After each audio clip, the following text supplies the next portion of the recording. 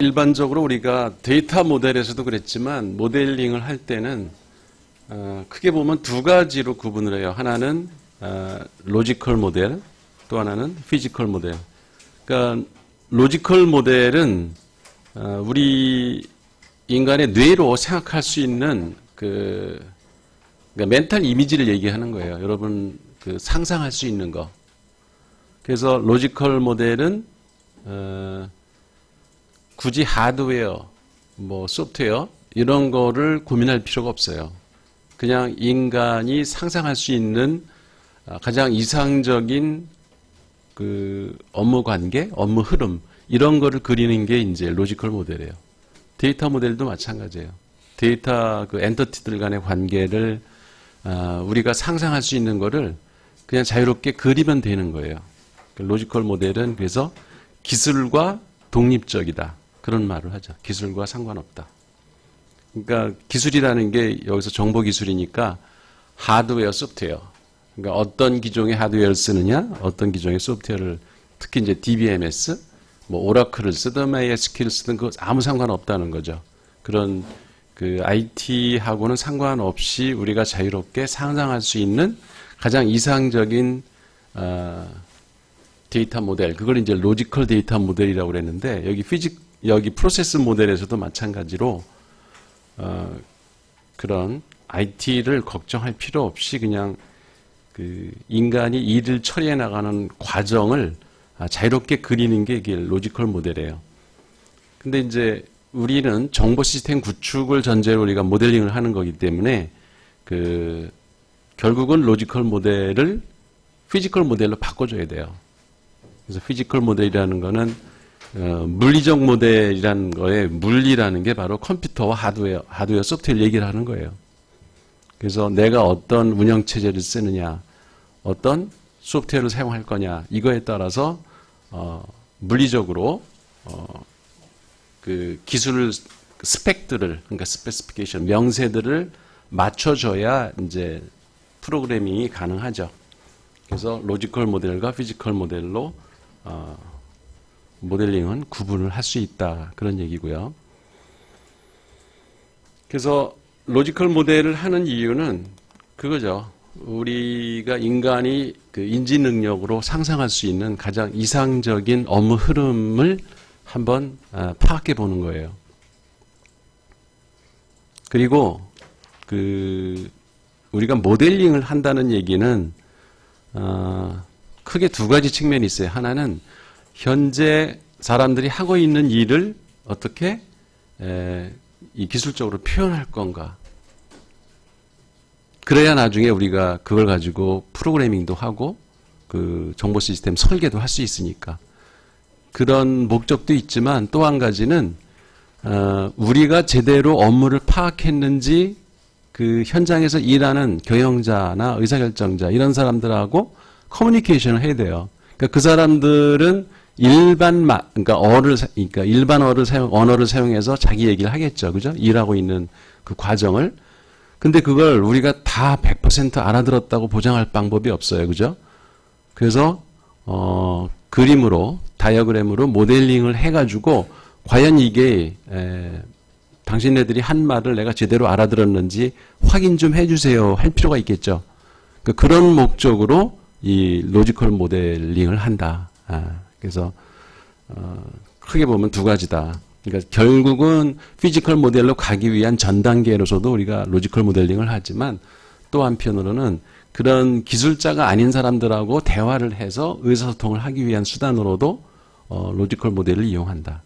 그러니까 어떤 의미에서는 로지컬 모델은 굳이 정보 시스템 프로젝트 안 하더라도 기업에서 그 비즈니스를 일을 하는 사람들끼리 커뮤니케이션, 의사소통을 하기 위한 하나의 수단이죠. 그래서 이제 그 프로세스 모델링 하는 도구들이 여러 가지가 있는데 그 전통적으로 60년대부터 가장 많이 쓰던 것이 데이터 플로우 다이어그램이라는 거예요. DFD. 자료 흐름도 이렇게 얘기를 하는데 그 외에도 뭐 프로세스 맵이라는 것도 있고요. 플로우 차트라는 것도 있고요. 그 프로세스 모델링을 하는 뭐 객체 지향 모델 가운데는 뭐 시퀀스 다이그램 이렇게 다양한 게 있어요. 그래서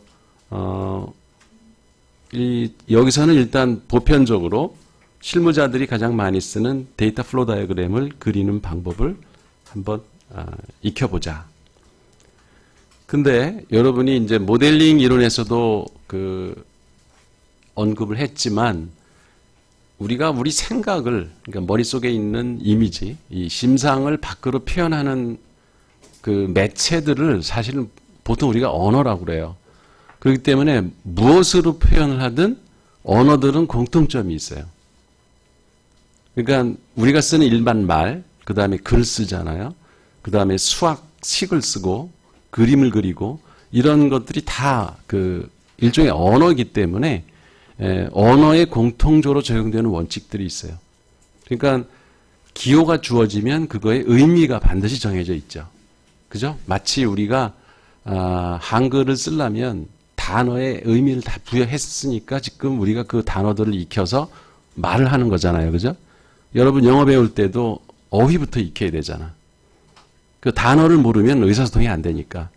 그래서 기호에 정의된 단어의 의미, 그거가 어느 언어든지 다 있다 이거야. 그래픽, 이 다이어그램 그릴 때도 기호에 부여된 어떤 의미를 반드시 이해를 해야 그 다이어그램을 그릴 수가 있는 거고, 음악도 그렇잖아요. 음표, 이런 부호에 대해서 다 의미가 부여가 돼 있어요. 그거를 이해해야 우리가 악보를 읽을 수 있지, 그 기호의 의미를 모르면 악보를 읽을 수가 없죠. 그러면 커뮤니케이션이 안 되는 거니까. 그래서 이게 데이터 플로우 다이어그램이라고 하는 얘기는 매체가 그래픽이란 얘기예요. 그림을 그린다 이거죠. 그래서 그림에도 각 기호에 부여된 의미가 있어요. 그걸 먼저 익혀야 될 것이고, 두 번째 언어의 기본 요소가 뭐죠? 어떤 의미소가 있고요. 그죠? 또 하나는 문법이죠. 문법. 그러니까 여러분이 어떤 언어를 배우든 어휘를 충분히 알아야 되고, 그 어휘들을 어떻게 배치해서 문장을 만들 것인가 하는 그 문장 배치 규칙. 그죠? 그게 문법이죠. 그 문법에 맞게 단어를 배열해야 말이 되고 글이 되죠. 마찬가지로 이 데이터 플로우 다이어그램이 그래픽 언어이기 때문에 이 그래픽 언어도 마찬가지로 문법이 있어요. 그래서 그 기호를 어떻게 사용한다라고 하는 그 규칙에 맞게, 즉 문법에 맞게 여러분이 그림을 그려야 이 DFD를 보는 사람들이 의사소통이 돼요. 그러니까 우리가 데이터 플로우 다이어그램 그리는 법을 배운다는 얘기는 바로 새로운 언어를 하나 배운다 생각하면 돼요. 그래서 어휘는 다행스럽게도 많지가 않아요. 여러분 영어 단어 배우려면 최소한 2만 단어, 3만 단어는 해야 이게 대학교 수준의 말을 하잖아요. 그런 것처럼 어휘가 많은데 다행스럽게도 데이터 플로우 다이어그램의 어휘는 4개밖에 없어요. 4개고 문법도 한 10가지도 안 돼요. 그러니까 그것만 익히면 데이터 플로우 다이어그램을 이용해서 여러분이 의사소통을 할 수 있는 거죠. 그래서 이제 가장 완성된 하나의 예를 보면 이렇게 된 그림이에요. 데이터 플로우 다이어그램 이제 아주 단단하게 예를 든 거죠. 여기 보면 뱅크가 있고요. 그죠? 이 사각형, 직사각형이 있고, 그 다음에 라운디드 렉탱글, 이렇게 마치 우리 엔터티 표시할 때 가장자리가 둥글게 표시한 이 프로세스가 있고요. 그리고 디귿자처럼 생긴 데이터 플로우, 데이터 스토어, 데이터를 저장하는 장소, 그 다음에 자료의 흐름을 나타내는 화살표, 이렇게 4가지밖에 없어요. 어휘가. 그러니까 요것만 여러분이 기호를 정확히 이해하면 돼요. 이제부터는 어떻게 이 기호들을 배치해서 이 프로그램, 그러니까 그림을 완성해 나가느냐, 즉 문법을 익히면 돼요.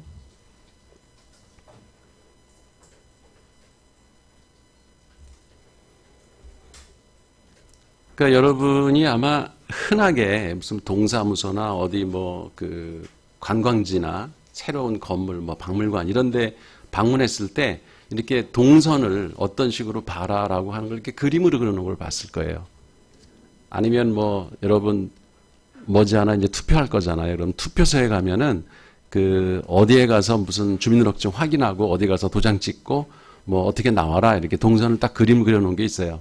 그게 이제 가장 흔한 우리가 그 일의 흐름도죠. 그게 그거와 유사하게 생긴 게 이제 플로우 차트라는 게 있어요. 이거는 그 굳이 문법이나 이런 걸 배우지 않아도 그냥 직감적으로 이 글을 읽을 수 있는 사람이면은 아, 일을 이렇게 하는 거구나 이렇게 순서를 알 수 있어요. 그래서 플로우 차트를 많이 쓰죠. 실제 행정 업무에서. 근데 그거와 이제 차이가 데이터 플로우 다이어그램은 이건 자료의 흐름, 데이터의 흐름을 나타내는 거다. 그러니까 일의 순서는 당연히 거기 들어가 있지만 그 일의 순서가 플로우 차트는 그야말로 진행 순서가 다 정해져 있어요. 어떤 일을 먼저 하고 그 다음 일을 뭐를 한다. 근데 데이터 플로우 다이어그램은 사실은 그 순서가 정해져 있지 않아요. 자료가 어떻게 흘러다닌다는 보여주지만 어떤 일을 먼저 하고 어떤 일을 나중에 해야 된다. 이런 그 기호가 없어요. 여기에는. 그냥 어찌 보면은 그 동시에 그러니까 패러렐이라는 말이 병렬적으로 모든 일이 동시에 일어날 수도 있어요. 이게 정보 시스템이기 때문에 가능한 거죠. 그래서 그 시퀀스, 순서를 신경 쓰지 마라. 데이터 플로우 다이어그램은 시퀀스를 생각할 필요가 없고 단순히 데이터가 어디서 나와서 어디로 흘러간다. 이것만 표현하면 된다. 이게 이제 큰 차이인 거죠.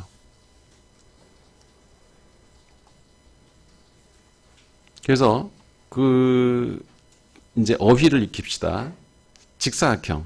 이게 이제 external agent, 외부 실체라고 하는 거.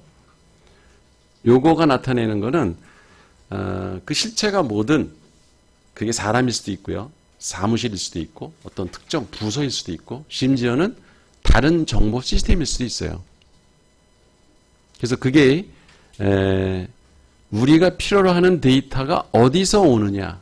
그죠? 데이터라는 게 개인이 직접 자기가 말할 수도 있고 이미 장부에 있는 걸 우리가 거기서 받아올 수도 있고 다른 시스템에 있는 거를 다운로드 할 수도 있고 또 다른 기관 뭐 세무서나 아니면은 행정기관 이런 데서 요구해서 받을 수도 있고요. 그죠? 팩스 공문 이런 걸로 받을 수 있고. 그러니까 데이터가 어디에서 오는가 그 소스를 얘기한다. 데이터가 오는 원천지가 어딘지를 표현하는 것이 이게 external agent다. 거꾸로 그런 데이터가 우리 정보 시스템이 이제 데이터를 처리하겠죠. 그 결과 보고서가 나올 수도 있고 무슨 프린트물이 나올 수도 있고 무슨 조회 화면이 나올 수도 있고 다양한 형태의 처리된 데이터가 나오겠죠. 그게 이제 정보겠죠. 그런 정보들이 어디로 가느냐 또 누가 받느냐 그런 데이터가 가는 곳 그러니까 목적지죠. destination. 이 두 가지를 표현하는 게 external agent다. 그래서 여기 보면 뭐 오피스, 디파트먼트, 디비전 이게 다 부서들이죠. 어떤 기관이나 그 다음에 external organization or agency 외부 기관. 그러니까 아까 얘기했더니 그런 것처럼 뭐 다른 회사, 우리 파트너 회사, 공급 회사, 고객 회사 이게 다 외부 조직들이죠. 아니면 뭐 세무서, 행정기관, 학교로 치면은 교육부 이런 데가 다 외부 실체들이죠. 이런 것 다 직사각형으로 표현한다. 그러니까 어쨌든 우리 정보 시스템에 데이터를 제공하는 놈들은 전부 익스터널 에이전트가 될 수 있다. 또 거꾸로 받는 사람들도 다 익스터널 에이전트가 될 수 있다. 그 개인일 수도 있고 부서일 수도 있고. 그 다음에 두 번째 기호가 이제 디귿자 데이터 스토어예요. 자료 저장소. 그러니까 현재 as is 모델링 할 때 현재 그 회사에서는 아직 정보 시스템이 구축이 안 돼 있으면 이 데이터 스토어가 캐비넷일 수도 있고요. 그잖아. 장부를 캐비넷에 두니까 그 데이터가 어디에 그 저장이 되느냐. 어떤 때는 그냥 책일 수도 있겠죠. 장부. 그 왜 치부책이라고 그러지 옛날 사람들. 그 왜 가계부, 거래명세서 이런 것들을 이렇게 장부로다가 처를 해서 파일로 저장할 수도 있어요. 그런 것들이 다 데이터 스토어예요. 그러니까 as is 모델링 할 때는 그 이렇게 디귿자로 해놓고 거기다 가로를 쳐야지요. 그 형태가 뭔지 물리적으로 그게 캐비넷일 수도 있고 파일일 수도 있고 장부일 수도 있고 그 다양한 형태의 자료 저장소가 있죠. 여기에는 뭐 사람일 수도 있다고 그러는데 인간의 머릿속에 기억된 거를 우리가 데이터 스토어로 볼 수도 있겠죠. 그렇지만 2B 모델에서는 이런 것이 나타나면 안 돼요. 물리적으로 자료가 저장된 곳을 우리가 보는 게 아니라 테이블, 그러니까 ER 다이어그램에서 엔터티에 해당하는 놈들이 여기 나와야 돼요. 2B 모델에서는.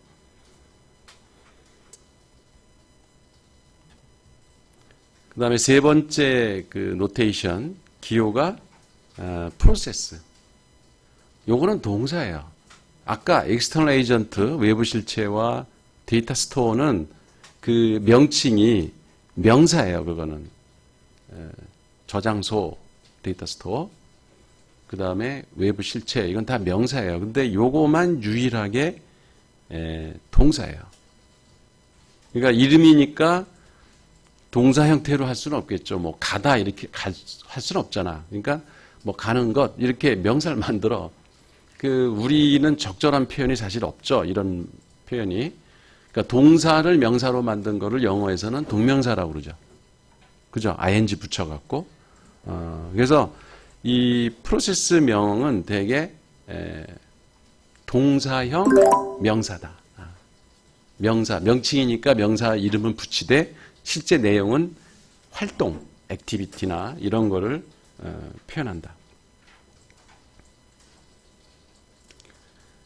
그리고 이 프로세스는요, 지난번에 그 계층 구조도 이런 걸 표현하려고 그럴 때, 여기서도 또 나와요. 맨 꼭대기에는 정보 시스템이라는 게 있고, 그죠? 정보 시스템. 그리고 그 정보 시스템을 이제 쪼개면은 기능들이 나오고, 그 기능들을 쪼개면은 액티비티를 다시 쪼개면 액션, 액트. 그렇게 이제 쪼갤 수 있다. 그런 얘기를 했는데, 지금 얘기하는 것들이 시스템이든 펑션이든 액티비티든 뭐 이벤트든 태스크든 전부 다 뭐냐면 행위예요. 행위. 인간이 뭔가를 처리하는 거예요. 그래서 다 동사야. 실제는. 그래서 처음에 그 얘기를 들으면 시스템이 어떻게 동사지? 이렇게 생각할 수 있어요, 여러분. 그죠? 시스템. 시스템은 여러분이 그 정의할 때 그러잖아. 뭐 어떤 목적을 달성하기 위해서 상호 유기적으로 작용하는 구성 요소들의 집합체다. 뭐 이렇게 우리가 보통 얘기하잖아요. 그러면 그건 명백한 명사 같잖아. 그죠? 근데 지금부터 여러분이 사고의 전환을 하세요. 시스템은 동사입니다. 명칭이니까 그렇게 명사인 것처럼 이름은 붙이죠.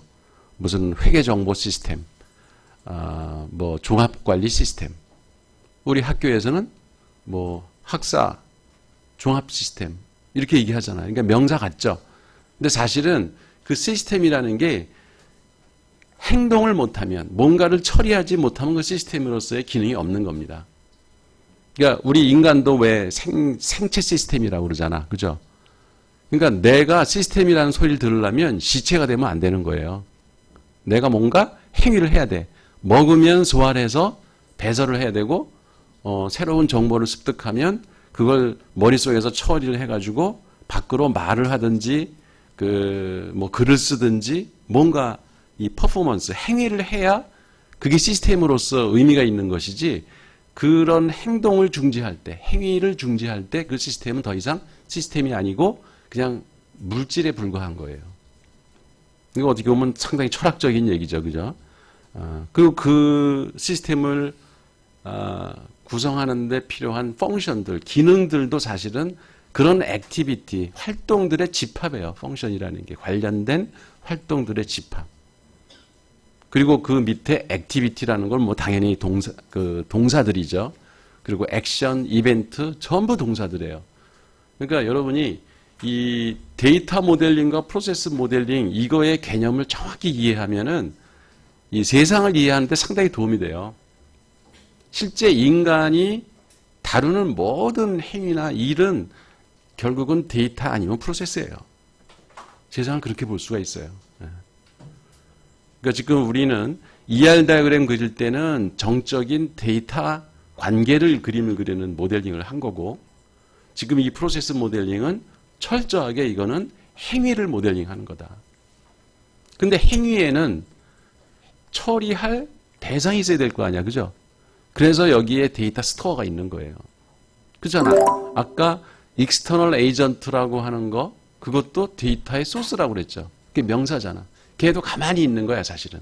걔가 뭘 행위를 하는 게 아니야. 그 다음에 데이터 스토어, 자료를 저장하는 것도 명사죠. 그죠? 정적인 거예요. 가만히 있는 거예요. 우리가 데이터 넣으면 걔들은 그냥 가지고만 있는 것 뿐이야. 걔가 스스로 뭘 하는 건 아니야. 그러니까 프로세스를 통해서 이런 데이터들이 들어오고 나가고 이런 행위가 이루어진다. 이거를 이해하면 이 데이터, 그러니까 프로세스 모델링 하는데 별로 어려울 게 없어요. 자, 이 그림이 무슨 아메바 그림처럼 생겼죠. 예? The system as a process. 지금까지 내가 한 말을 이렇게 한 단어로 표현한 거야. 그러니까 시스템은 명사인 것 같지만 실제는 프로세스다 이거야. 시스템이라는 게. 그래서 시스템이라고 하면 당연히 인풋이 있고 아웃풋이 있어요. 그죠? 모든 시스템의 공통 요소가 시스템은 반드시 인풋이 있어야 돼요. 외부에서 들어오는 어떤 에너지가 있어야 돼. 그리고 그거를 내부에서 처리하는 놈이 있어야 돼. 프로세서. 그리고 일부 프로세스 하는 과정에서 발생한 데이터들을 저장하는 장소가 안에 있어요. 그게 이제 시스템 내부죠. 그런가 하면 시스템이 살아있으려면 밖으로 계속 아웃풋을 내야 돼요. 그러니까 여러분이 지금 밥 먹으면은 화장실에 가서 이렇게 변을 보는 게 아무렇지도 않은 것 같죠. 당연한 것 같은데 막상 아파 보세요. 그 환자들 가운데 가장 큰 고통이 뭐냐면 밥은 먹는데 변이 안 나오는 거. 미쳐요. 이게 시스템이 작동을 안 한다는 얘기예요. 거꾸로 먹지를 못한다. 이건 정말 불행이죠. 오래 못 살죠. 아마 일주일도 못 살고 죽을 거예요. 그러니까 인풋이 들어가고 아웃풋이 나오는 게 큰 행복이에요. 이게 시스템으로서는. 그리고 이제 우리 몸을 생각하면 쉽죠. 시스템을 이해하기가. 외부에서 공기를 흡입하면 폐에서 처리를 하죠. 그래서 산소와 이산화탄소를 분리해가지고 이산화탄소는 다시 배출하고 산소는 피로 보내죠. 그래서 우리 뇌에 장기에 다 산소를 공급해가지고 우리가 몸이 작동을 할 수 있는 거죠. 그리고 이제 거기서 나오는 노폐물들은 다시 또 밖으로 배출이 되고. 그게 우리 호흡기. 우리 몸은 사실 그러니까 시스템이 여러 개가 있어요. 그런 호흡기 시스템이 있고 또 하나는 소화기. 음식이 들어오면 그걸 위에서 프로세스를 해서 양분은 간에다 저장하고, 그죠? 찌꺼기는 대장, 소장을 거쳐서 양분 흡수 다 한 다음에 소변, 대변으로 나가고. 그게 아웃풋이 있단 말이야. 또 하나 뭐가 있죠? 순환기라는 게 있죠. 순환기. 그게 피의 흐름이에요. 그런가 하면 하나 더. 그건 모든 동물들, 생물체라면 다 가지고 있는 시스템인데 그거 말고도 인간은 또 하나 가지고 있죠. 이거. 브레인 시스템. 뇌. 그러니까 여러분이 지금 강의를 듣고 머릿속에 생각하고 하는 게 이게 브레인 시스템이 지금 작동하고 있는 거예요. 뇌 시스템이. 그러니까 정신활동. 이게 다른 동물에 비해서 인간은 되게 고등 지능을 발휘하기 때문에 인간이 만물의 영장이다. 이런 얘기를 듣는 거죠. 그래서 우리 생체 시스템은 되게 복잡해요. 이렇게 시스템이 4개나 있어요. 그 중에 어느 하나도 고장이 나면 우리가 병원에 가든지 아니면은 사회적으로 매장당하든지 이런 일이 생기겠죠. 자, 요게 지난번에 우리가 말로만 했던 그 시스템의 구조예요. 맨 바깥에 큰 원은 시스템이에요. 이게. 이제 시스템이 동사라는 게 이해가 되죠. 그죠? 그 안에 펑션, 2개의 펑션이 있어요. 그래서 function of the system, another function of the system. 2개의 펑션이 있어요. 근데 그 펑션이라는 건 뭐냐면 액티비티들을 관련된 걸 모아놓은 걸 펑션이라고 하는 거예요. 그러니까 기업에서 예를 든다면 마케팅 펑션, 무슨 생산 펑션, 또 인사 총무 펑션, 뭐 R&D 펑션, 그 펑션에 이름을 붙인 게 부서명이 돼요. 일반적으로 기업 그 부서명을 붙일 때 영업부, 회계부, 무슨 생산부 이렇게 부를 붙이잖아. 그런 것들이 펑션하고 거의 일치해요. 그러면 그 안에 들어가면 펑션 속에 액티비티라는 게 있어요. 액티비티라는 건 집합명사예요. 활동들이란 뜻이거든요. 행위. 근데 그 액티비티는 다시 더 쪼개면은 구체적인 동사, 즉 태스크. 그래서 이 단어의 계층도 여러분이 이해하는 데 도움이 될 거예요. 그러니까 시스템이 가장 크고 그 밑에 펑션으로 되어 있고 펑션 속에는 액티비티들로 이루어져 있고 액티비티를 다시 더 쪼개면은 태스크로 이루어져 있다. 그래서 이제 태스크는 그 이제 최종 단위거든요. 나무로 따진다면 잎사귀야. 더 이상 쪼갤 수가 없는 거예요. 그래서 태스크는 실제 무슨 일을 하는 거예요. 그러니까 액티비티나 펑션, 시스템 얘들은 사실은 태스크들을 모아서 이름을 붙인 것들이지 얘가 뭘 하는 건 아니에요, 사실은. 그러니까 동사들을 모아서 이름을 붙여놓은 계층 구조에 불과하다 이거예요. 그 말이 이해가 돼요? 그렇잖아. 종합정보 시스템, 우리 한남대에서 쓰는 종합정보 시스템, 그 시스템 자체는 아무것도 하는 게 없어요, 사실은. 그냥 그 안에서 여러분이 수강 신청을 하는 행위가 있고, 그 다음에 성적을 확인하는 행위, 교수는 또 성적을 입력하는 행위, 그런 태스크들이 모여서 학사관리 시스템이라고 하는, 학사관리 기능이라고 하는 걸 구현할 것이고, 또 이제 구매과에서는 그 물건을 뭐 주문하고 업체들이 거기다가 입찰을 하고 거기서 확인되면은 돈을 주고받고 뭐 이런 기능들을 또 거기서 하겠죠. 그러면 뭐 학사 업무 시스템, 뭐 이런 행정관리 시스템, 이런 펑션이 또 있다, 거기. 그러니까 지금 얘기했던 학사관리 시스템, 무슨 연구관리 시스템, 뭐 행정 시스템, 말은 시스템을 붙이지만 그것들이 한남대라고 하는 전체 시스템에서는 하나의 펑션들인 거예요, 그게. 근데 걔들이 하는 건 없어요, 일을 하는 거는. 그래서 우리가 아래아 한글 프로그램 들어가면 아래아 한글 시스템은 그게 시스템이에요. 그게 제일 큰 덩어리니까. 근데 그 안에 들어가면 뭐 파일, 또 무슨 그 편집 뭐 이런 게 기능들이 쭉 있잖아요. 그게 펑션이 기능이잖아, 우리말로. 그런 것들이 그 안에 들어있고 실제 걔들도 아무것도 하는 게 없어. 메뉴 꼭대기에 나오는 거는. 그거를 클릭하면은 그 안에 이제 실제 행위할 수 있는 것들이 메뉴가 또 있죠.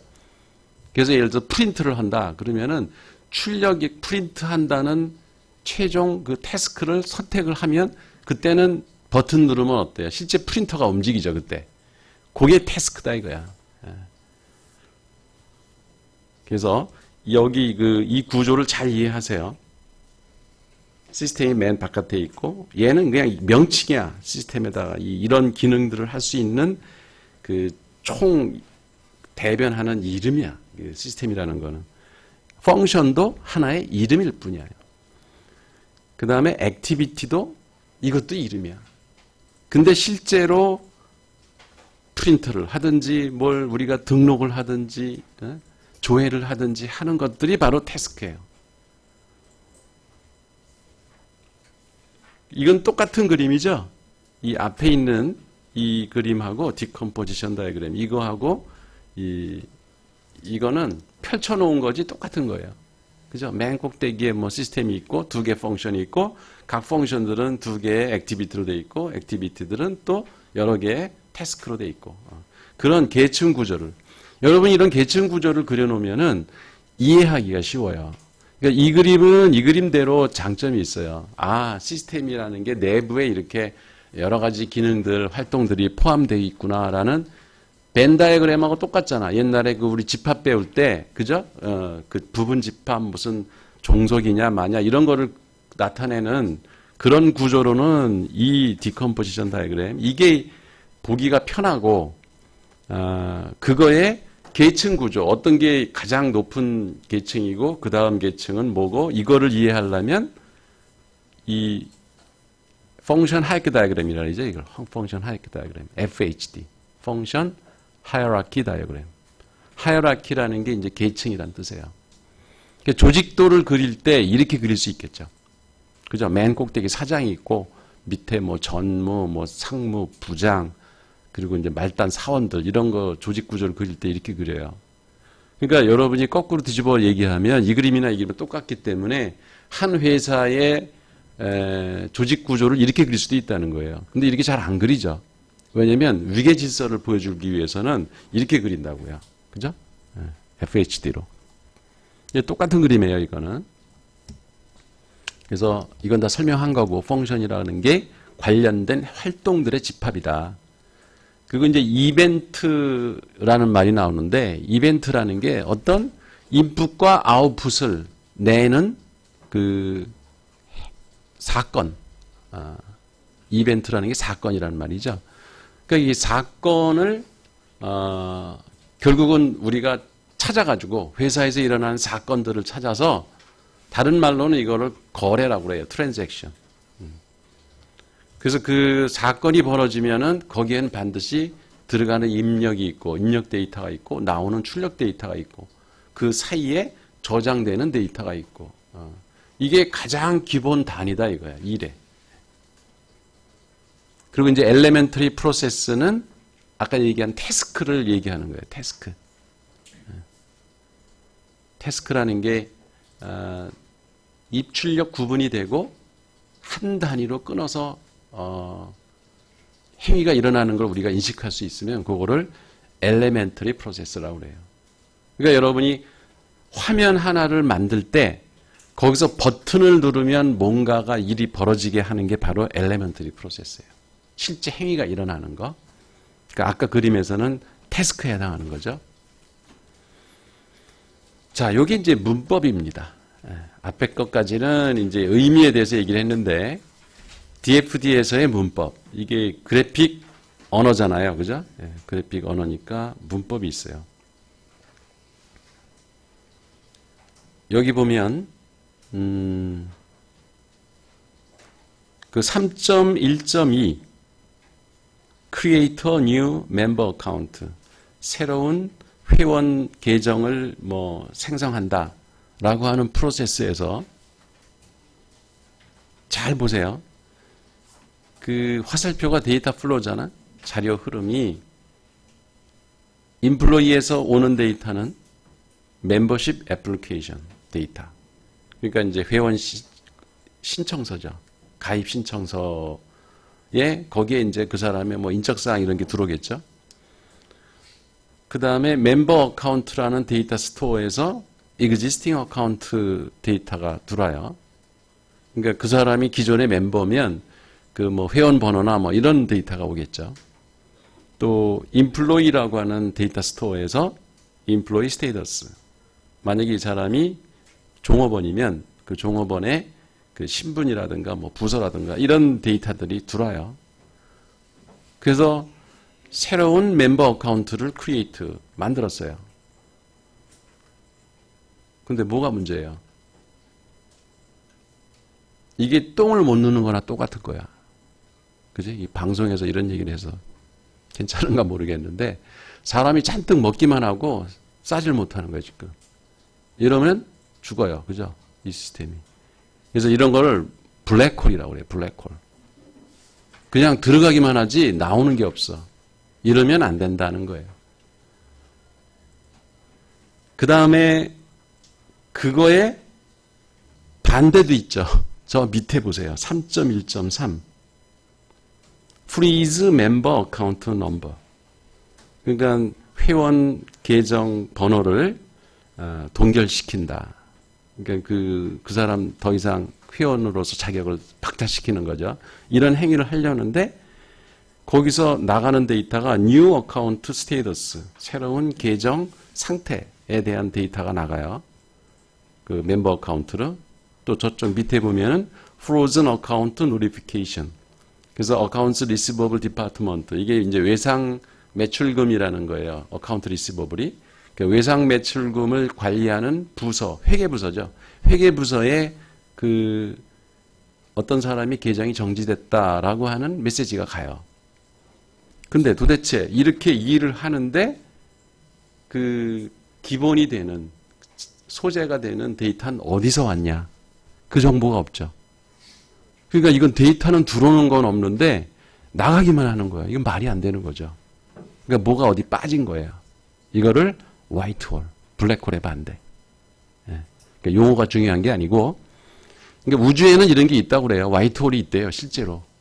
관찰을 하죠. 물리학자들은. 그리고 블랙홀도 있대요. 그죠? 그 스티븐 호킹 얼마 전에 돌아가신 그 양반이 이 블랙홀의 존재를 증명한 사람이잖아요. 예. 있어요. 관찰이 돼요. 우주에는. 근데 우리 데이터의 세계에는 우주가 아닙니다. 예? 없어요. 그런 게. 그래서 화이트홀이든 블랙홀이든 여러분이 이런 그림을 그리면 안 돼요. 무조건 이 프로세스는 들어오는 데이터와 나가는 데이터가 꼭 있어야 돼요. 그래서 화살표가 들어오면은 반드시 나가야 된다. 근데 몇 개가 들어오고 몇 개가 나가는 상관없어. 하나라도 들어오고 하나라도 나가면 돼. 그리고 그 두 가지는 사실은 눈으로 봐도 알잖아. 그죠? 그러니까 여러분이 퀴즈 볼 때 내가 그렇게 일부러 이런 그림을 그릴 겁니다. 그러면 이게 틀렸다고 체크하면 돼요. 그래서 거기다가 들어오는 데이터는 있는데 나가는 데이터가 없네요. 이렇게 쓰면 돼요. 그리고 어떤 거는 들어오는 데이터도 없는데 나가기만 하네요. 그거 에러예요. 문법적 에러이기 때문에 이거는 굳이 이 내용을 몰라도 이 그림만 봐도 금방 알아요. 문법 에러는 그렇게 찾기가 쉬운 거예요.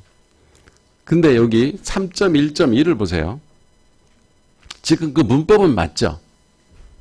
왜냐면 하나가 들어와요. 인플로이 스토어에서 인플로이 애드레스, 인플로이 주소가 들어와요. 그리고 나가는 거는 뱅크 스테이트먼트가 인플로이한테 가요. 그 은행 명세서죠. 은행 명세서가 종업원한테 가요. 그래서 화살표상으로는 문법적 에러는 없어요. 그렇죠? 그래서 신텍스 에러라는 게 없어요. 여러분 왜 프로그래밍 할 때 보면 에러가 두 가지거든요. 하나가 신텍스 에러. 그 랭귀지를 사용하는데 프로그래밍 언어를 사용하는데 규칙이 있어요. 그걸 어기면 신텍스 에러가 나요. 그래서 그거는 그 여러분이 뭐 이클립스나 이런 프로그래밍 개발 툴에서 시뻘겋게 막 표시를 해줘. 어디가 문법 에러가 있다고. 그래서 그 찾기도 쉬워. 걔들이 다 찾아주니까. 그래서 그것만 수정하면은 프로그래밍이 또 에러 없이 돌아가고 그래요. 그게 이제 신텍스 에러야. 문법이란 뜻이에요. 신텍스가. 그런가 하면 세만틱 에러라는 게 있죠. 세만틱 에러. 그게 이제 세만틱이란 말이 의미란 뜻이야. 의미. 의미의 오류는 컴퓨터는 몰라요. 인간이 아는 거야. 인간만이. 그래서 지금 이게 바로 세만틱 에러가 나는 거예요. 여기 보면 들어간 데이터가 종업원 주소밖에 없는데 어떻게 뱅크 스테이트먼트가 나와요? 그잖아. 종업원 주소만 가지고 은행 명세서 찍을 수가 있어요? 이거는 내용상으로 그죠? 의미적으로 문제가 있는 거죠. 그래서 들어간 데이터가 어디 더 있어야 돼. 그래서 은행이나 이런 데서 은행의 이 개인 은행에 대한 그 정보들이 어디서 들어와야지만 뱅크 스테이트먼트를 출력할 수 있지. 뱅크에 대한 아무런 데이터도 없는데 그 종업원 주소만 가지고 뱅크 스테이트먼트를 만든다는 건 넌센스. 그래서 이런 거를 뭐라고 그럴까요? 왜 아까는 화이트 홀, 블랙 홀 그랬잖아. 이건 무슨 홀? 그레이 홀. 예. 그레이 홀. 회색 분자다 이거야. 정체불명의 그 프로세스가 등장하면 안 된다. 그래서 이런 세 가지 문법 오류를 여러분이 찾아내야 돼요. 이런 그림을 그리면 이제 어떻게 감점당하겠죠? 하나씩. 여기도 이제 컨트롤 플로우라는 게 있어요. 컨트롤 플로우. 지난번에 유스케이스 다이그램 그릴 때 그 점선으로 화살표를 그리는 게 있다. 그런 얘기 했었죠. 그거와 유사한 거예요. 그러니까 데이터가 들어오고 나가는 건 아닌데 어쨌든 일이 시작되는 그런 거.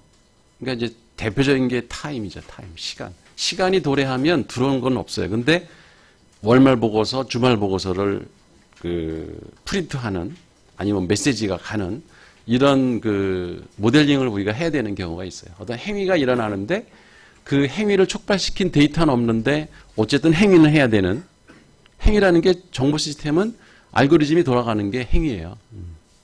그러니까 그런 거를 이렇게 화살표에 점선으로 표시한다. 이거는 여러분이 유스케이스 다이어그램을 기억하면 쉽게 이해할 수 있어요. 근데 실제 모델링에서는 이거 거의 안 써요.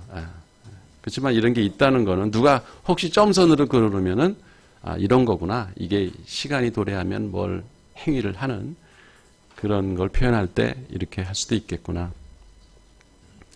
그 다음에 여기 이제 시뻘겋게 X표 크게 해놓은 거는 뭐냐면 이렇게 하지 말라 이런 뜻이에요. 문법 오류는 아닌데 그림 그릴 때 이렇게 지저분하게 하지 말고 데이터 플로우가 지금 여기서 두 개란 얘기예요. 텔레폰 서비스 프로바이더에서 페이폰 빌 프로세스로 다 가는 데이터가 아이템아이즈드 콜하고 인보이스 두 가지가 있는데 이렇게 따로따로 화살표 그려가지고 지저분하게 그림을 복잡하게 하지 말고 그냥 선 하나만 그리고 거기다 이름을 and 이렇게 하면 된다 이가. itemized calls and invoice 이렇게. 그래서 많으면 커마 해가지고 데이터 이름을 길게 써도 괜찮아요. 왜냐면 이게 그 데이터 이름이 여기서 중요한 게 아니거든. 그러니까 external agent, 프로세스 요 주요 요소가 뭔지가 중요한 거지 그 오고 가는 데이터의 내용이 뭔지에 대해서는 그냥 뭉뚱그려서 써도 되고 그래서 별로 그런 중요한 건 아닙니다. 그래서 이렇게 별로 중요하지 않은 요소를 갖다가 다 따로따로 표현하기 위해서 선을 두 개씩 그려서 복잡하게 할 필요가 없다. 이제 그런 얘기를 하는 거고요. 때로는 그 동사 하나가 액티비티면은 여러 가지 그 안에 태스크들이 있죠.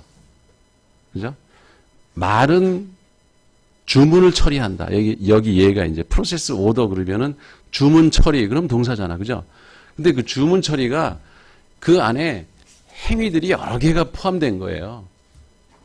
그거를 뭉뚱그려서 하나의 큰 이름으로 그냥 주문 처리 이렇게 한 거거든. 그래서 그거는 실제 안에서 여러 가지 행위가 동시에 일어날 수도 있는 거다. 이런, 그래서 이렇게 확장을 했죠. 여기 보면은. 프로세스 오더를 이렇게 크게 확대를 해보면은 프로세스 스탠딩 오더, 뭐 프로세스 러시 오더, 프로세스 스탠다드 오더. 그래서 세 가지 중에 하나일 수도 있고 세 가지가 동시에 일어날 수도 있고. 그러니까 스탠딩 오더는 그 대기 주문을 얘기하는 거예요. 대기 주문. 그리고 러시 오더는 급 주문. 급히 처리해야 될 거.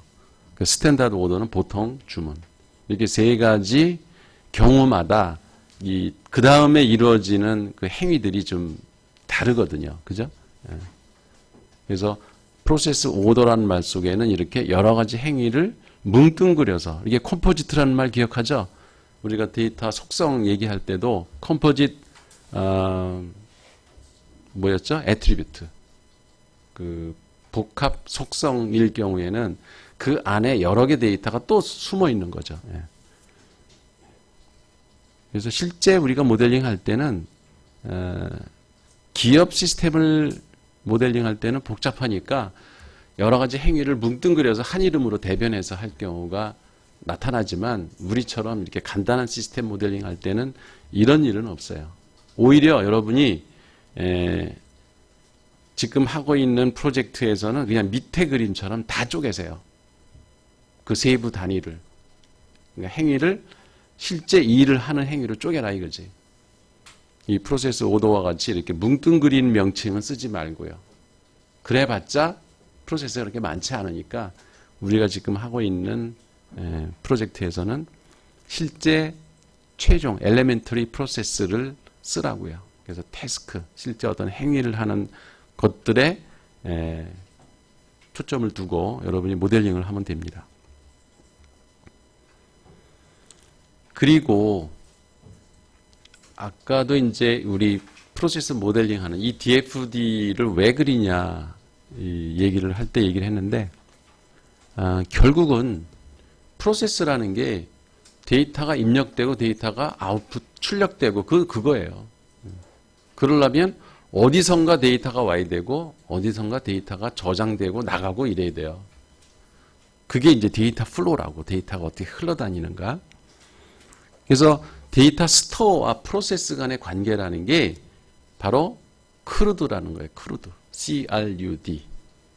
그러니까 우리가 데이터베이스 배울 때 SQL 명령어 가지고 데이터 조작어라는 얘기 들어봤어요? 오퍼레이션. 데이터를 조작하는 명령어. 그게 이제 뭐 create table 또는 뭐 create 그 다음에 select 무슨 별표 from 테이블 명칭 그런 명령문들이 있었죠. 그런 게 다 데이터 테이블을 갖고 무슨 작업을 하는 그런 명령들이잖아요.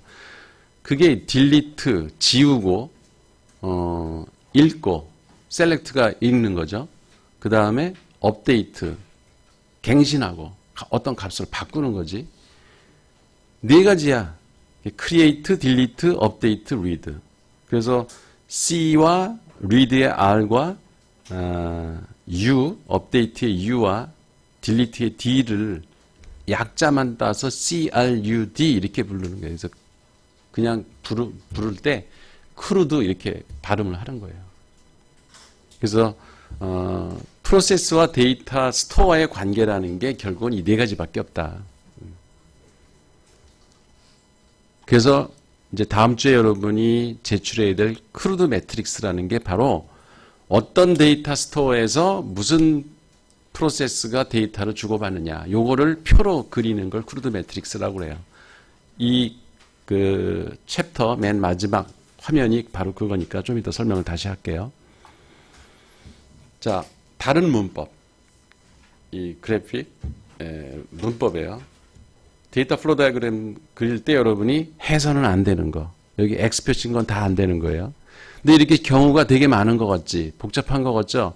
아주 간단합니다. 원칙은 딱 하나. 모든 프로세스, 그러니까 데이터는 프로세스를 거쳐서 이동한다예요. 모든 데이터는 반드시 프로세스를 거쳐서 이동하지 자기네들끼리 직접 이동할 수가 없다 그 얘기야. 그러니까 익스터널 에이전트잖아. B1과 B2는 그죠? 외부 실체. 걔들끼리 데이터를 직접 주고받을 수 없다. 너무 당연한 거죠. 예를 들어서 우리 학교 뭐 종합정보 시스템에 외부 실체를 그린다면 교육부가 있고 예를 들어서 뭐 학부모가 있다고 합시다. 그럼 교육부에서 학부모들한테 보낼 전원문을 직접 보낼 수가 없다는 거예요. 우리 학교를 통해서 학부모들한테 뭐가 전달이 돼야지. 그잖아. 교육부와 학부모 뭔 상관이 있겠어. 그런 데이터 이동은 절대로 그리면 안 된다 이거야. 근데 여러분들 꼭 그립니다. 이 데이터 플로우 다이어그램 그 발표할 때 보면은 이런 그림이 나와요. 이게 절대로 안 된다고 이렇게 돼 있는데. 그래서 A process is needed to exchange data flows between external agent라고 하는 프로세스를 통해서 B1에서 B1, 뭐 B2로 가든지 그거는 가능하다 이거지. 여기 지금 이 책에 에러가 있네요. 그죠? 오른쪽에 있는 B1이 아니에요. 그건 B2예요. 그래서 B1에서 B2로 가려면 반드시 프로세스를 거쳐서 가야 된다. 직접 가면 안 된다.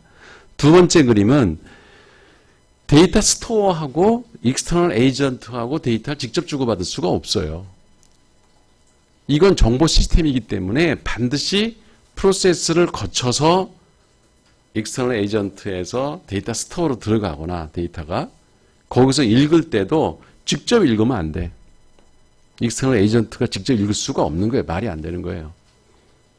프로세스를 통해서 읽어야 돼요.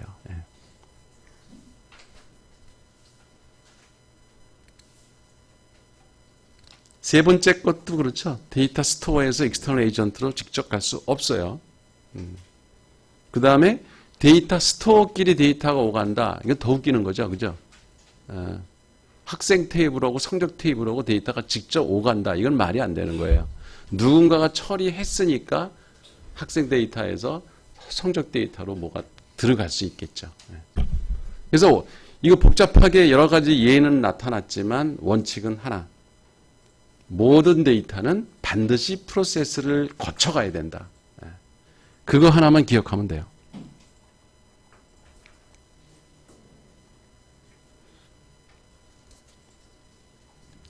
그 다음에 여기 이제 데이터 스트럭처라고 그랬는데 실제는 프로세스 구조예요.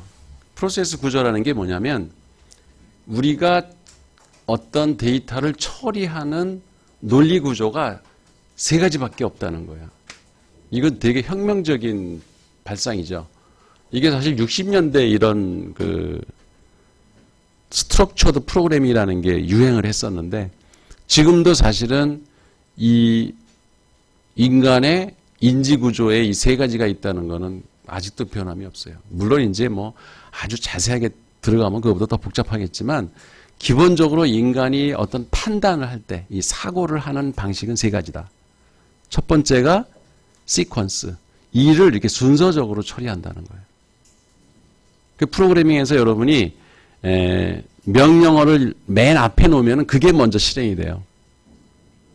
명령어가 동사가 저 밑에 있는 게 먼저 실행되는 경우는 없어. 나타나는 순서대로 명령어를 순서대로 처리한다. 그게 첫 번째예요. 그죠?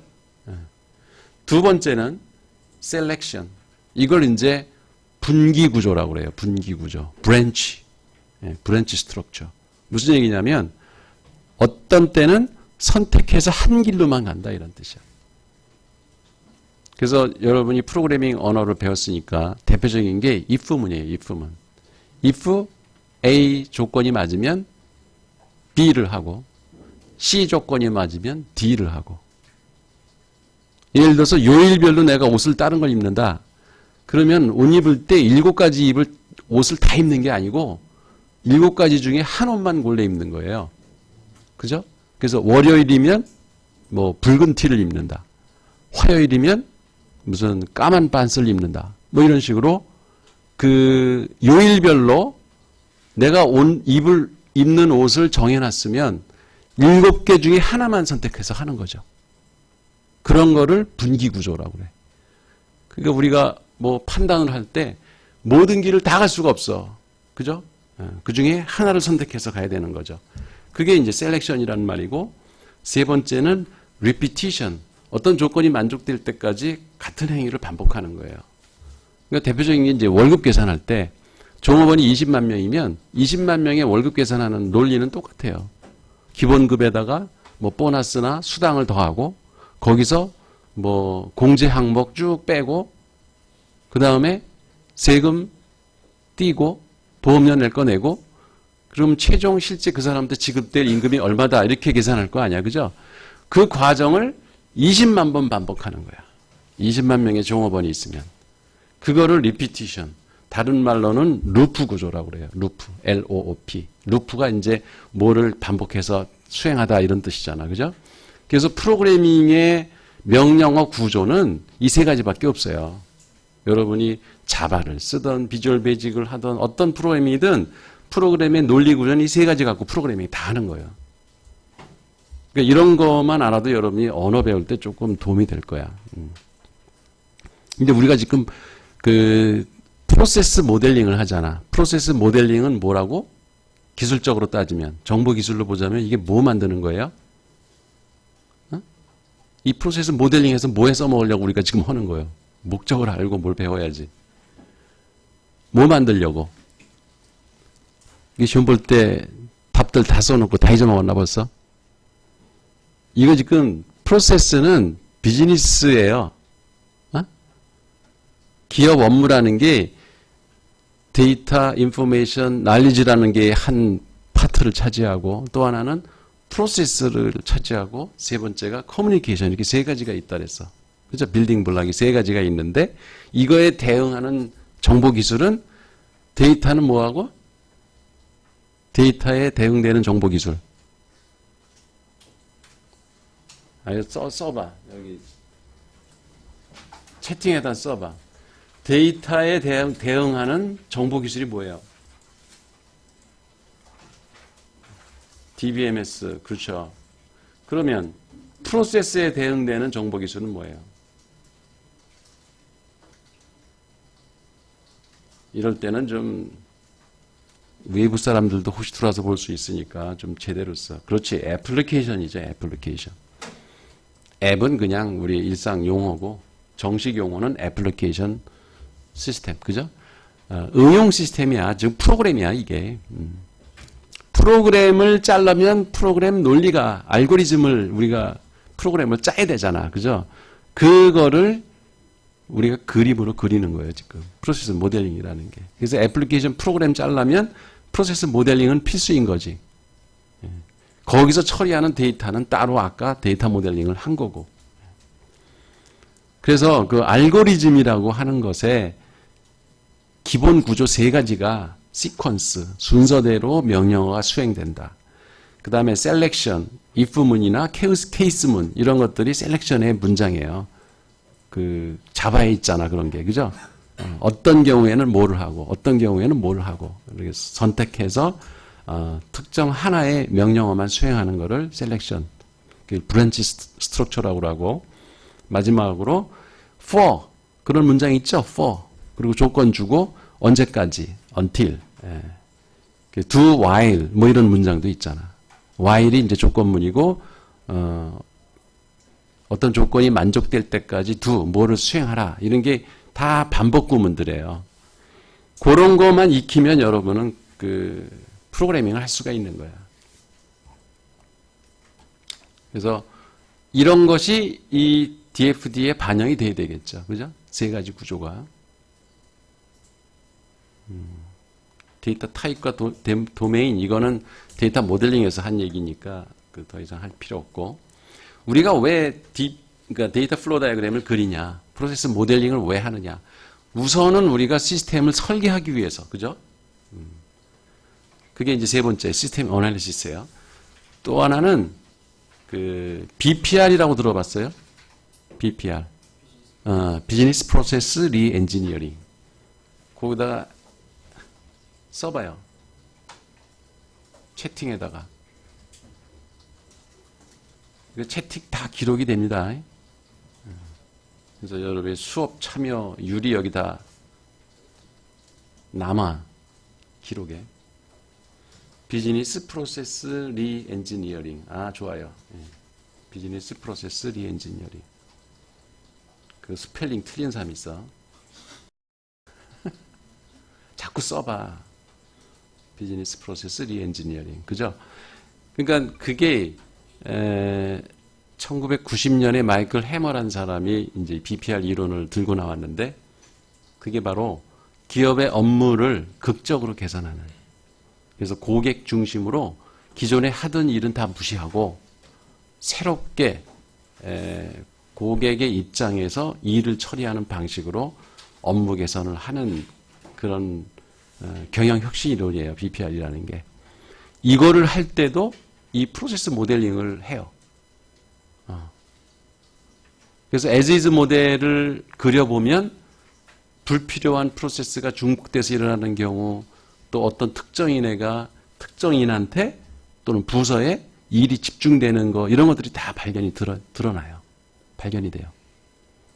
그럴 때 이제 그런 것들을 병목 현상을 제거하고 쓸데없는 일을 하고 있는 그 부서나 그 직원들 이런 사람들한테 재교육을 해가지고 꼭 필요한 일만 할 수 있게 조직을 개편하고 이러는 게 사실 혁신 활동이거든요. 그런 작업을 할 때 이 데이터 플로우 다이어그램을 그려요. 물론 이제 DFD보다 이제 그 BPR을 할 때 아까 맨 앞에서 소개했던 뭐 프로세스 매핑이라는 게 있거든요. 그런 거를 이용해서 어쨌든 그 목적은 똑같아요. 프로세스를 분석하는 도구로서 이 데이터 플로우 다이어그램을 쓸 수가 있다.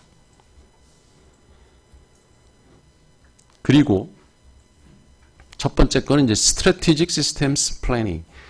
그러니까 결국 우리가 기업 시스템, 정보 시스템을 만드는다는 얘기는 그 기업에서 추구하는 어떤 조직의 비전, 그 다음에 그 비전을 달성하기 위한 방법론, 전략, 이런 거에 우리가 지원 활동을 하는 거예요. 그잖아. 정보 시스템을 잘 만들어주면 그 기업이 비전을 달성하는 데 도움이 되겠죠. 그죠? 사장님은, 그 기업의 CEO들은 정보 시스템이 내부에 어떻게 됐는지 별 관심 없어요. 알 필요도 없고. 그 사람들은 어쨌든 장사 잘 되고 돈 많이 나오면 좋은 거야. 근데 그게 기업이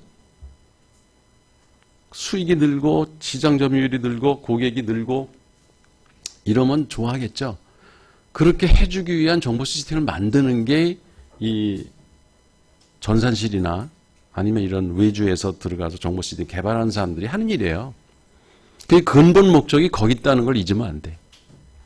내가 시스템을 아무리 멋지게 만들고 뭐 에러 없이 잘 돌아간 시스템 만들어봤자 그거는 엔지니어링 마인드고 실제는 그 시스템을 이용해서 그 기업이 의사결정을 잘해가지고 돈도 많이 벌고 시장 점유율도 높이고 매출도 늘고 이래야지 그 회사에서는 이 시스템을 개발하는데 돈을 기꺼이 대는 거예요. 그걸 잊으면 안 돼. 항상 그 기업의 전략적 목표를 달성하기 위한 수단으로서 정보 시스템을 개발하는 거다라고 하는 기본 목적을 상실하면 안 돼요. 즉, 이 프로세스 모델링을 하는 거는 그 기업의 업무 흐름을 파악을 해서 거기에 문제점이 있으면은 개선을 해가지고 업무 효율을 높이자 이거야. 정확하고 빨리 일을 진행할 수 있도록 해주는데 이 정보 시스템이 기여할 수 있다면 그러면 이런 시스템은 개발할 이유가 있는 거죠. 그럼 그만큼 회사 사장은 돈을 대겠죠. 그게 오너가 할 역할이에요. 그죠? 그래서 그런 그 업무 개선을 하기 위한 목적으로 이 프로세스 모델링을 할 수가 있다. 그래서 이 첫 번째 스트래티직 시스템 플래닝과 비즈니스 프로세스 리디자인 이 세 가지, 그러니까 두 가지 목적을 위해서 이거는 완전히 경영 측면에서 이 프로세스 모델링을 하는 거죠. 근데 이제 세 번째는 우리가 지금 하고 있는 거예요. 정보 시스템을 개발하기 위한 설계도를 만들기 위해서 이걸 한다. 그래서 전형적으로 그린다면 맨 처음에 컨텍스트 DFD 배경도를 그려요. 이거는 유스케이스 다이그램이랑 되게 유사해요. 근데 여기 얘는 행위가 없죠. 행위가 없고 시스템이 가운데 있고 더 시스템, 그죠? 행위 시스템이 이름이 가운데가 있고 익스터널 에이전트만 있어요. 외부 실체들만 어떤 데이터가 들어오고 나가는지 화살표만 있어요. 그죠? 인간 컨텍스트 다이그램은 데이터 스토어가 없어요. 그게 특징이에요. 컨텍스트 DFD에는 데이터 스토어가 없어. 이 세 가지밖에 없는 거야. 익스터널 에이전트, 데이터 플로우, 그 다음에 시스템, 프로세스.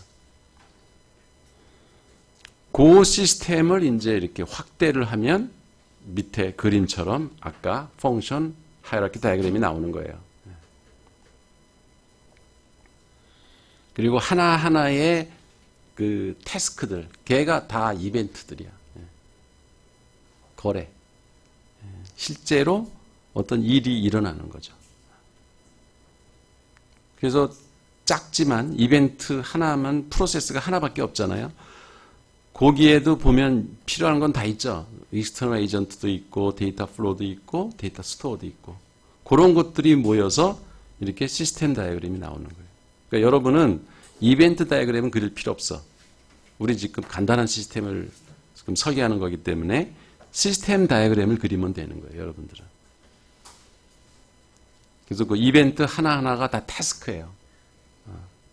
그리고 다른 말로 엘레멘터리 프로세스야. 그게 최종 단위의 행위들이라 이거죠.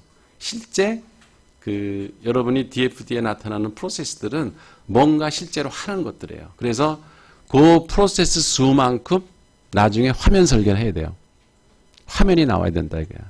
왜냐면 우리가 정보 시스템에서 그 정보 시스템을 이용해서 무슨 일을 하는 거는 화면에서 일을 하는 거예요. 메뉴에서 일을 하는 게 아니라 그 화면을 찾아 들어가기 위해서 메뉴를 이용하는 거죠. 그 메뉴에 있는 것들이 아까 얘기한 펑션, 무슨 뭐 액티비티 다 이런 것들이에요. 처음에 그 시스템을 그 켤 거 아니야. 그죠? 아래 한글 부르잖아. 뭐 파워포인트 부르잖아. 그건 이제 시스템을 부르는 거고, 그죠? 그럼 그 안에 메뉴가 쭉 나오죠. 그게 펑션들이에요. 그 펑션을 선택하면 그 안에 이제 액티비티 단위로 돼 있고 어떤 거는 바로 이벤트로 들어가는 것도 있어요. 그죠? 실제 일을 하는 거는 어떤 특정 메뉴를 선택했을 때 펼쳐지는 화면에서 일을 한다 이거예요. 그 화면이 여기서 얘기하는 이벤트다 이렇게 생각하면 돼요. 그리고 그게 아까 그 계층도에서 보면 태스크고 그 태스크가 최종 단위의 일이기 때문에 뭔가 액션이 일어난다 이런 얘기야.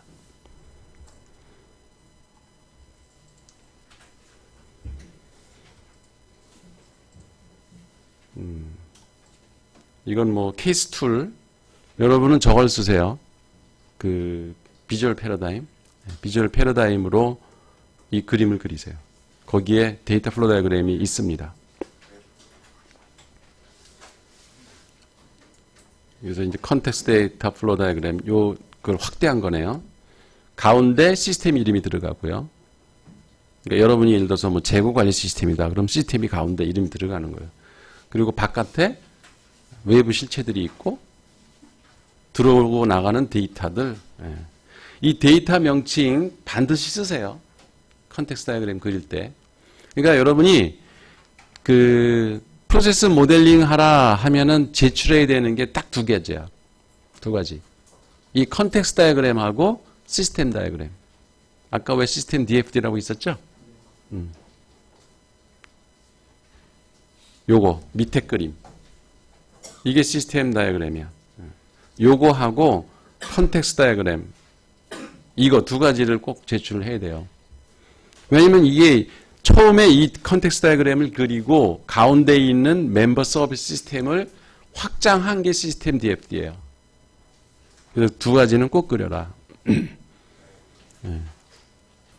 그리고 이 들어오고 나가는 화살표의 명칭들 이거 다 데이터예요. 데이터.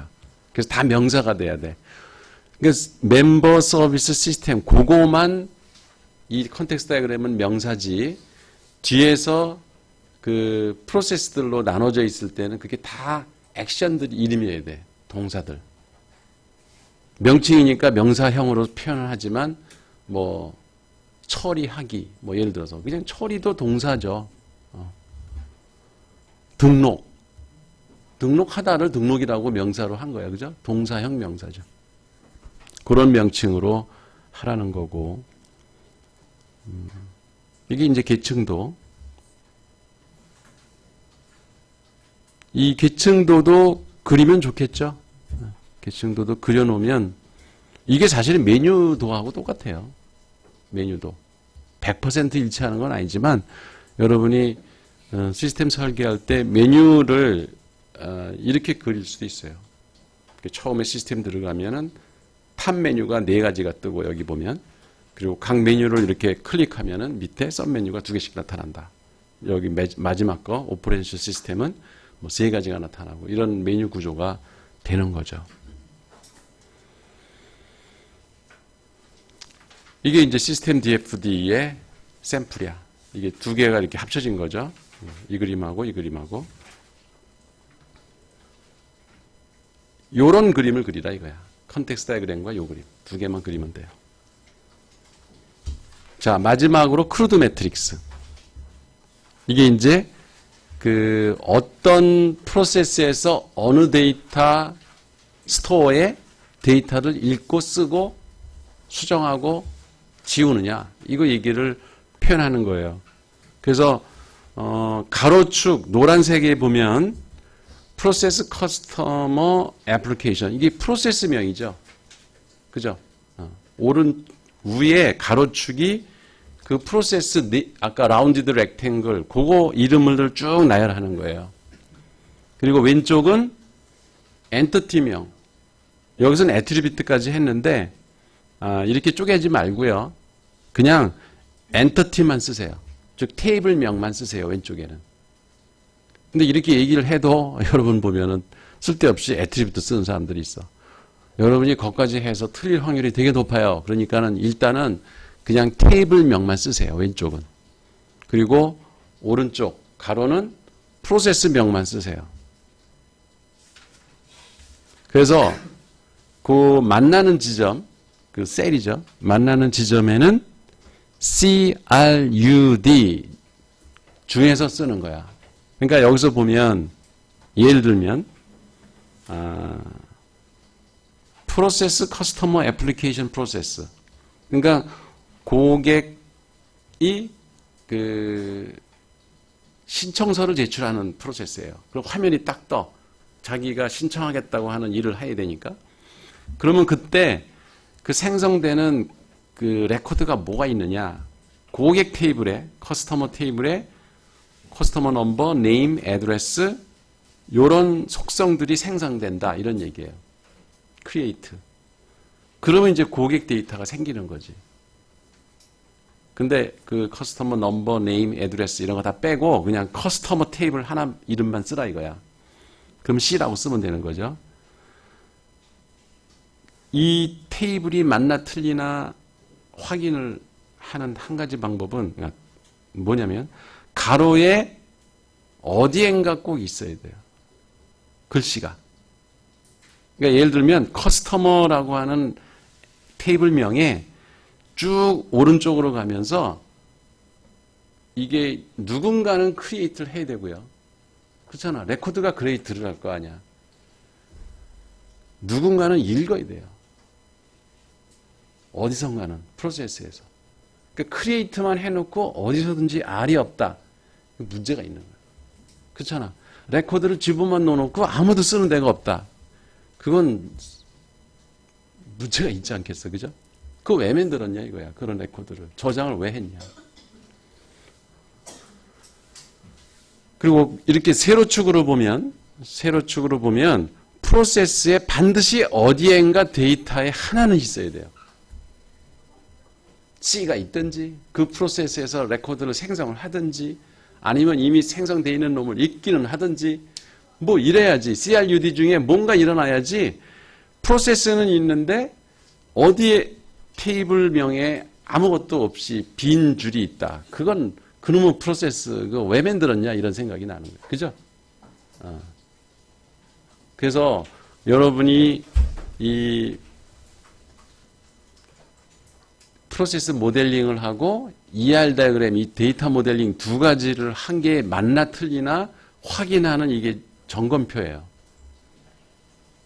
사실은 이걸 점검하는, 그러니까 모델링을 제대로 했나 점검하는 사람은 이것만 봐도 이 사람들이 이거 제대로 모델링 한 거야 안 하는 거야 이거 확인할 수 있어요.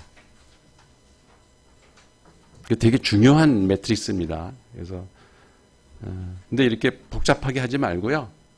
그 가로축에는 프로세스 명만 쭉 나열하고 세로축에는 엔티티명, 즉 데이터 스토어가 그래서 이 그림들이 다 일관성이 있어야 돼요. 여러분이 ER 다이어그램 그렸을 때 엔티티명들이 프로세스 모델에 데이터 스토어로 다 나와야 돼.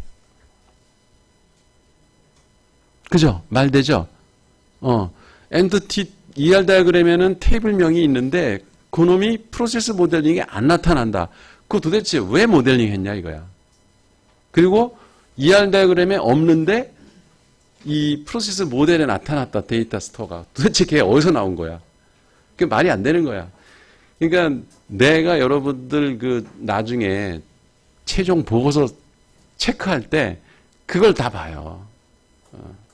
세인다고. 만약에 ER 다이어그램에 엔티티가 10개면 프로세스 모델에도 데이터 스토어가 10개가 있어야 돼. 없으면 다 감점이야. 그리고 그 프로세스 수만큼 여기 가로축에 나와야 돼. 그치? 그리고 엔티티 수만큼 왼쪽에 나와야 돼. 이 세로축에. 그리고 그것들 만나는데 어디엔가 프로세스는 반드시 데이터를 읽거나 쓰거나 지우거나 뭐 하는 일이 꼭 하나 있어야 되고 또 엔티티도 어디에선가 걔를 CRUD 해야 돼. 안 한다면 그 엔티티는 필요 없는 건데 거기다 넣어놓은 거야. 그래서 이렇게 크로스 체크가 다 돼요. 이 네 가지 그림, 그러니까 세 가지인가?